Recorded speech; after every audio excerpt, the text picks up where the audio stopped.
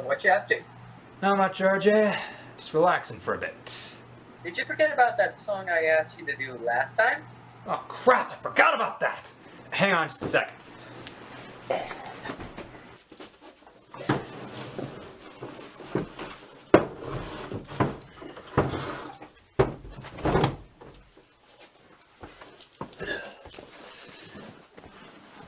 Alright, here I am. So, what was that song you wanted me to do again?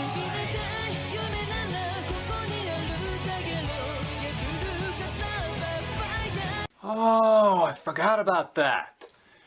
Okay, so apparently I'm gonna do the song Move by Dogfight. It's actually Dogfight by Move. The band is called Move. Ah, silly me. So it's called Dogfight by Move. I haven't watched Initial D or a ton of anime in general, other than Pokemon and the Studio Ghibli films, so I don't know a lot about it. So, RJ, do you think you could fill us in on it a little bit? Well, Initial D is different from most anime since its subject is mostly about illegal street racing, with characters such as Takumi Fujiwara and Ryosuke Takahashi. Once you actually watch it, I know you'll be hooked. Good to know, RJ. Now, despite not having watched the show, I did listen to the theme song and I quite enjoyed it. And considering that it came out in the year 2004, which was before electronic pop had completely lost its way, that's saying something. Every time I hear this song, I just can't help being reminded of, well, cars and racing. Could be because you've automatically associated with the show, is that right? Yeah, especially since the band wrote each theme song for Initial D. But with this theme, I can't seem to enjoy it out of the rest of them, except for Gamble Rumble.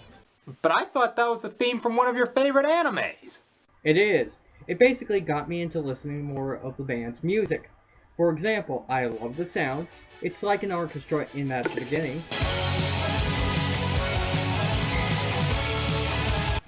Do you even hear that often in electro pop? Actually, in recent years, I have.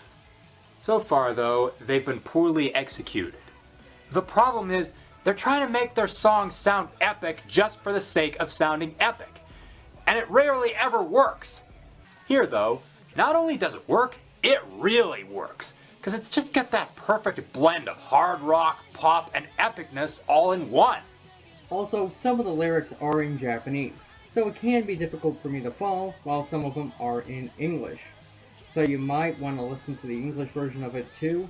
When it's translated, it's a little crazy, but enjoyable. Come on, how crazy can it be?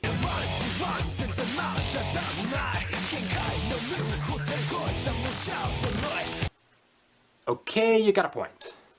I got into the song because of that beat, from the drums to the keyboard. And the electric guitar too, because that's what's driving the sound for the most part. Oh, no doubt. Unfortunately, you don't see that much anymore, since most artists now love to use computer music, like Demi Lovato and Lady Gaga. But I don't like that most of the time. Sure, it's fine once in a while, but most artists and bands love to abuse the hell out of it. Finally, someone who agrees with me on this. I mean, that sound that Move had going for them, that should have been a no-brainer for everyone else. Hell, it should have revolutionized the music industry as we know it. And speaking of no-brainers, you know how the female vocalist Yuri is playing to her strengths as she's singing and not trying to aimlessly hit high notes?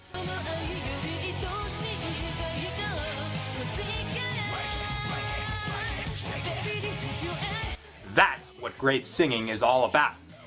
Of course, high vocal registers can sound great when you use them carefully. But if you don't, it just comes off as being incredibly annoying. I also get a kick out of Motsu's vocals. He's got such an awesome rapping style, as well as somewhat of a deep growl.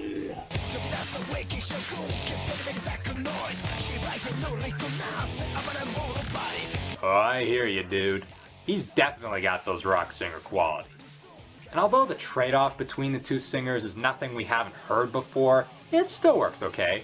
Because individually, they nail their vocal parts. Right on, man. Not to mention that it makes up for the basicness of the song's structure. Don't get me wrong, I like when a song has that kind of structure, but a little bit of variation on it wouldn't hurt. And luckily, Dogfight has a bit of that. In the second verse, actually.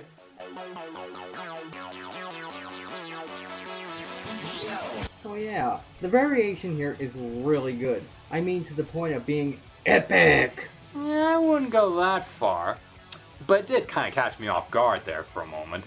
I was like, whoa, what the hell? Not that I'm complaining, of course. I guess it's a bit of an acquired taste. Well, it definitely was when I was a kid, but now I love when a song surprises me like that. In fact, that's part of what made Black Sabbath's material so phenomenal. But look at me, comparing two completely separate bands. That's just stupid.